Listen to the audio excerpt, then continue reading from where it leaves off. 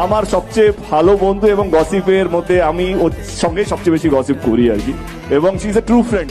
এবার কোয়েলের মেয়েকে মোটা বলায় শুভশ্রীকে কড়া জবাব দিলেন দেব। দেব বলেন, আমি শুভশ্রীকে একবার সামান্য একটা কথা বলেছিলাম, তখন সে বলেছিল একজন সেন্সিবল মানুষ কিভাবে এমন কথা বলে, কিন্তু এখন আমি জানতে চাই একজন সেন্সিবল মানুষ হয়ে একটা ছোট বাচ্চাকে মোটা কিভাবে বলতে পারে। এরপর দেব আরও বলেন, কোয়েল আমার সবথেকে ভালো বন্ধু, তাই কেউ কোয়েলকে ছোট করে কথা বললে আমি তাকে ছেড়ে দেব না। দেবের এমন মন্তব্যে নেট পাড়ায় শুরু হয়েছে তীব্র বিতর্ক। অনেকে বলছেন শুভশ্রী ভুল করেছে, আবার অনেকে বলছেন দেবের কথাই ঠিক। তো বন্ধুরা, আপনারা কি মনে করেন, শুভশ্রী ঠিক করেছে নাকি ভুল? কমেন্টে জানাতে ভুলবেন না। আর ভিডিওটি ভালো লাগলে লাইক, শেয়ার ও সাবস্ক্রাইব করে পাশে থাকবেন।